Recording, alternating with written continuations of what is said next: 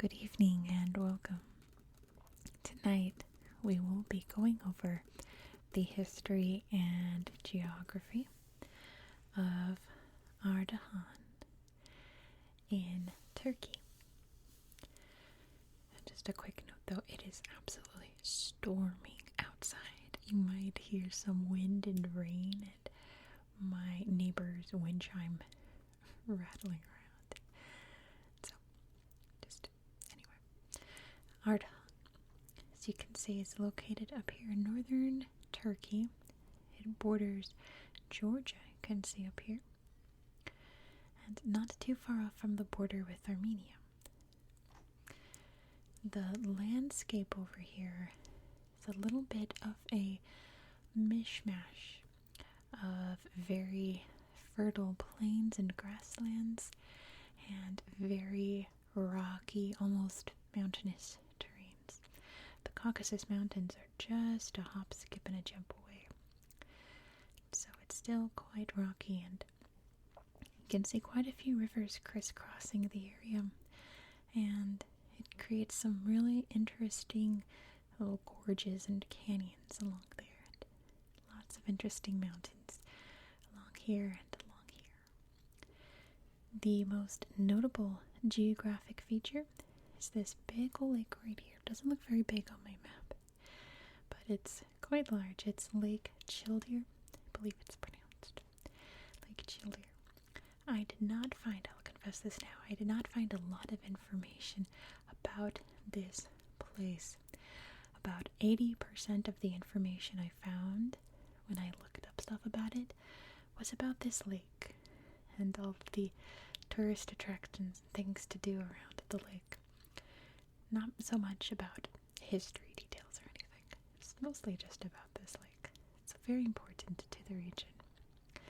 And you can see all of the provinces of Turkey are named after their capital cities.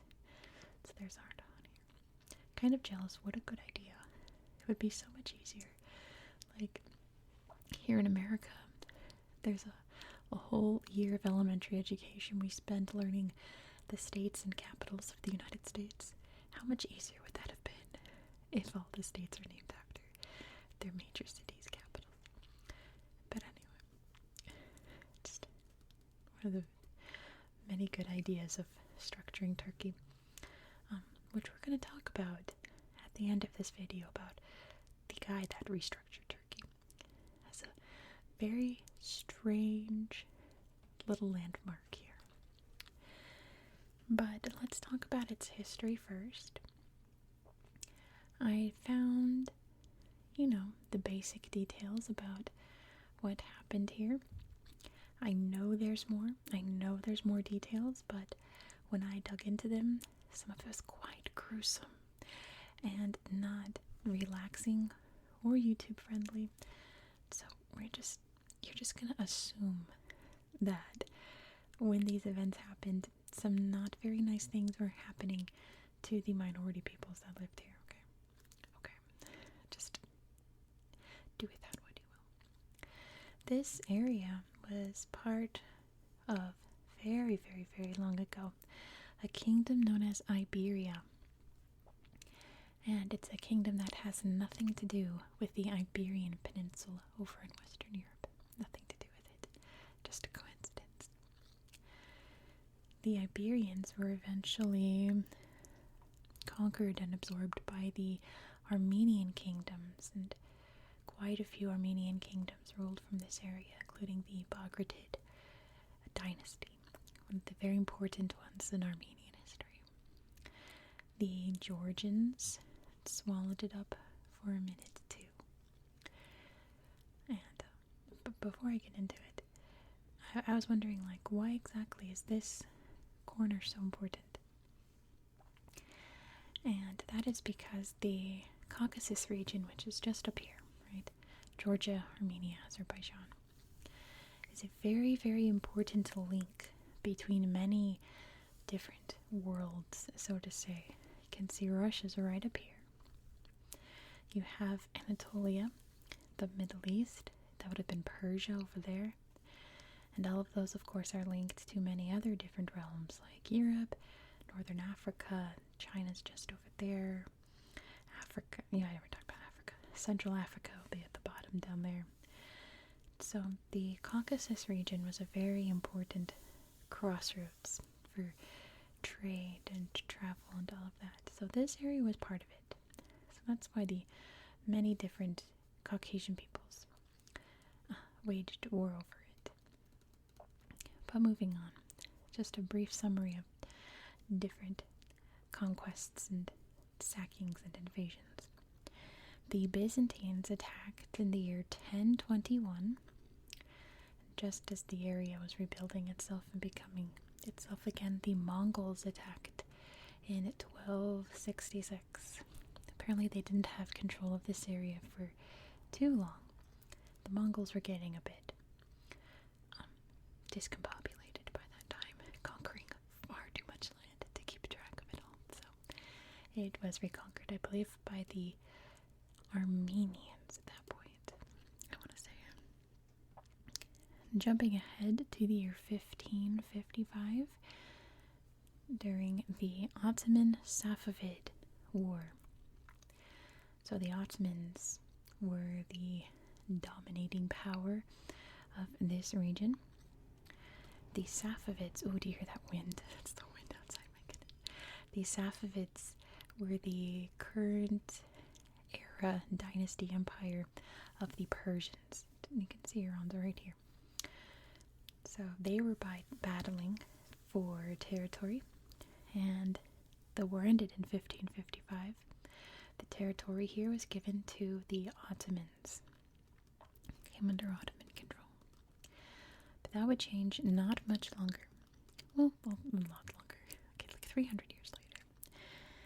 During the Russo-Turkish War. So Russia's up here. The Ottomans are here. The Turks, right? It wasn't Turkey then. The Russians were gobbling up the entire Caucasus region, so they wanted this territory bad.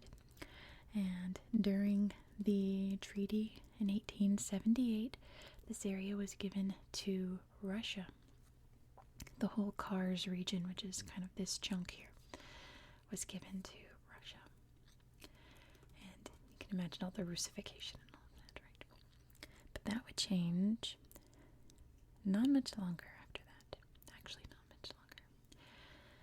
After World War I, because the Ottoman Empire collapsed in World War I, the Russian Empire collapsed in World War I.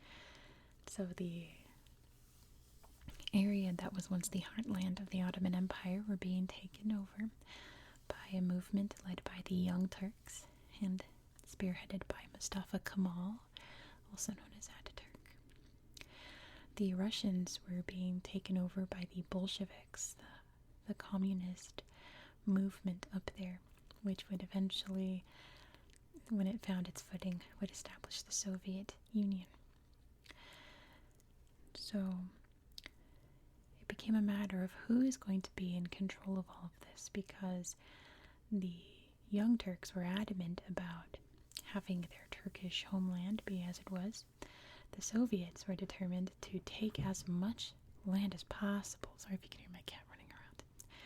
As much land as possible. They had reclaimed all of the Caucasus region. Even though they were desperately trying to gain independence, for a minute Georgia claimed this area, the Kars region where Ardahan is. So the Soviets and the Turks sat down and negotiated the Treaty of Kars in 1921 to determine who was going to control what. And the line was drawn. And this side was going to the new country of Turkey. So Ardahan became part of Turkey, became a Turkish land once again. It's been that way ever since. So, you know, when I say some very horrific things happened, you can imagine when the Russians came in, not good for certain peoples.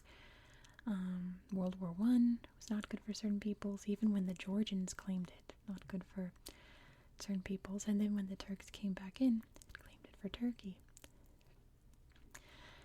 There's a lot of reshuffling, so to say. There were very many, from what I can tell, many horrible things that were far worse than what was going on up here. Far, far worse. It was mostly people being forcibly removed from their homes one way or another, right? But that was 100 years ago. Nowadays, it's just a very peaceful, sleepy little area. What I think is really interesting and is testament to this area is that every region of Turkey I've researched, you can see Agri over here. What else? I don't think you can see any others on my map right now, but they have a lot of tourist information. They have lots of lists of sites to see, ways to book them, all these tourism groups that you can hire their services of. There, from what I can find, there's none of that in Ardahan. Absolutely nothing. It's not that they don't encourage tourists. I found some interesting places you can rent bicycles in Ardahan to explore the town. But that's it. I didn't find any, oh, you should come to Ardahan and experience this and this and this, like I have for every other province of Turkey. Nothing for this little corner. So, I imagine it's just very sleepy, very quiet.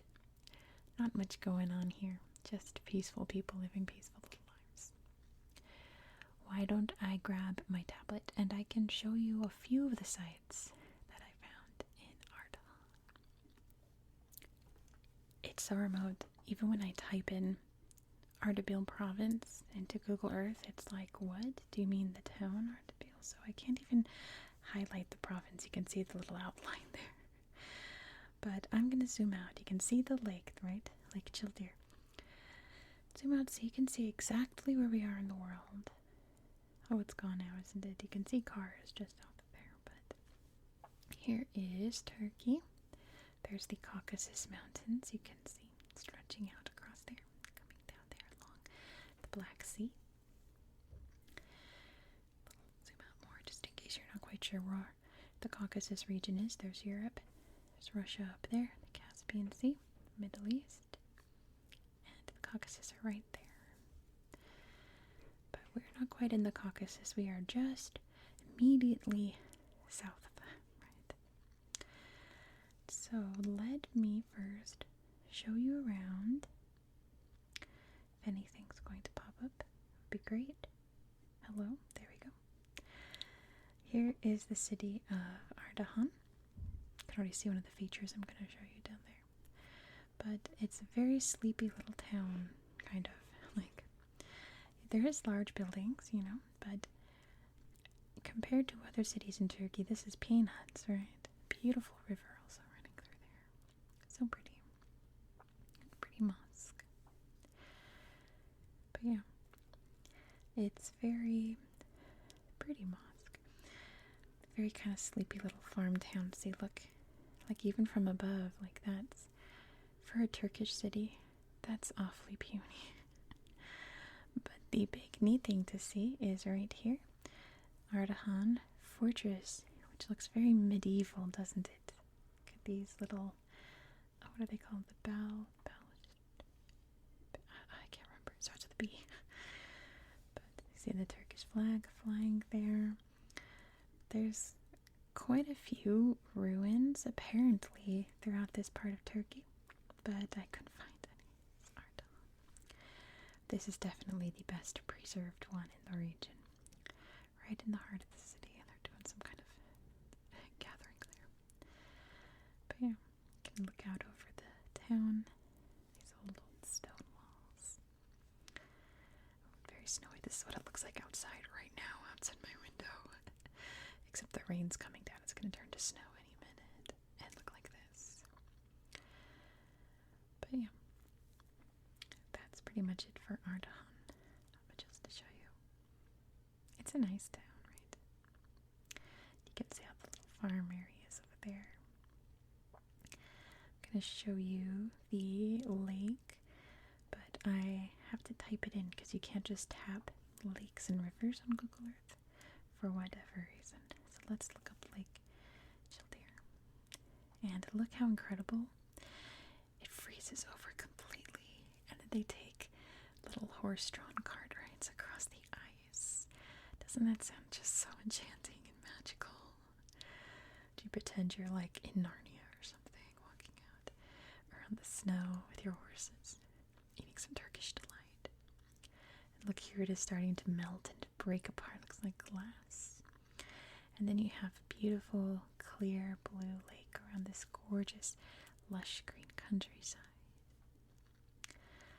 Such a neat place, isn't it? And there's lots of little lodges and things so cute that you can vacation at in the summer, enjoy the snowy times in the winter. See, look how nice.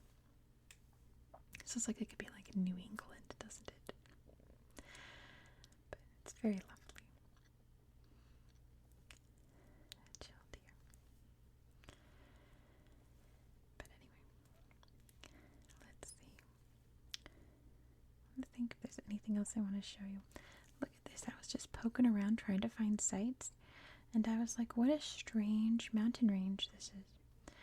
So then I wanted to explore more and hit 3D, and it's a massive canyon. Well, not massive, but deeper than I thought. Look at those cliffs. So amazing. It says it's a stream that carved this. Looks like it took a lot to carve this out, don't you think? So incredible. But let's take a look at this. Anything? Oh, it's a little campsite. And pretty much the only slideshows that I found were quaint little campsites in the wilderness. It's very pretty. They got lots of food. Very, very pretty, isn't it? But I can only show you so many slideshows of quaint countryside and cool rocks and stuff. Let's see. Let's look at one more.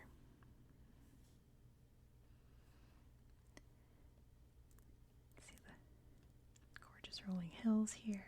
Oh, he's got a big rifle there on the rocks. Some sweet cows grazing in the beautiful green fields here. A bright blue sky and everything. It's so nice. Oh, and then it turns to a pretty sunset. This guy's enjoying it. So, if you do explore this area, you're going to find a lot of slideshows of that. A lot of the towns don't have slideshows. But there's one last thing I want to show you, and it's in a very tiny town. I have it saved on here. I thought I had it saved on here. There we go. So this little town right here called Damal has a very, very interesting feature. We gotta look a bit out here, up in the hills. Hello, hello. Hello, hello. Hello, hello.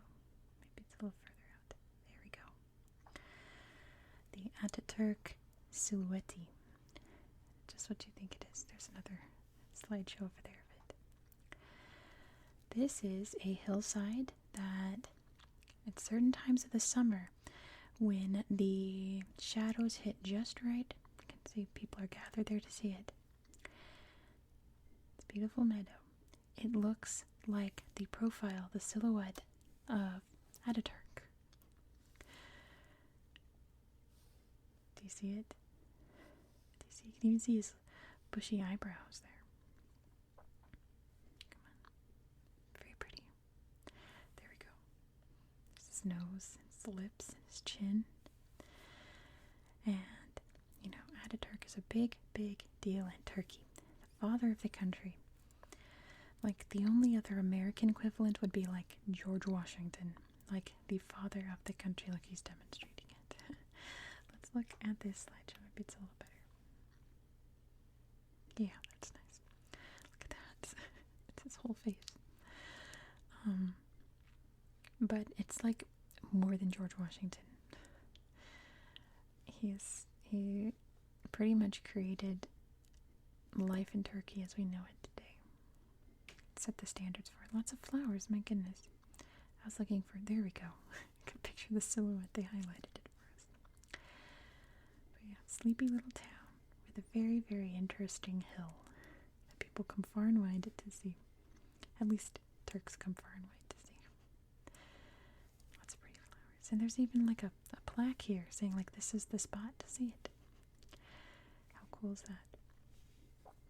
But anyway, I'm going to end it there for tonight.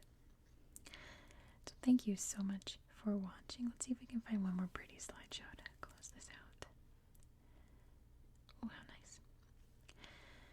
If you enjoyed this style of content, please consider subscribing. Next, I'm going to show you a very fascinating landscape. The canyon that I showed you is peanuts to what I'm about to show you.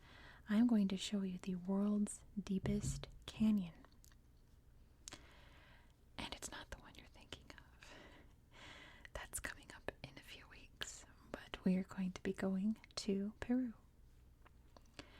So be sure to subscribe because you don't want to miss out. It has the coolest slideshow, big ol' Andean condors. You don't want to miss it. I hope that you found this video to be relaxing and educational. And I hope that you have a good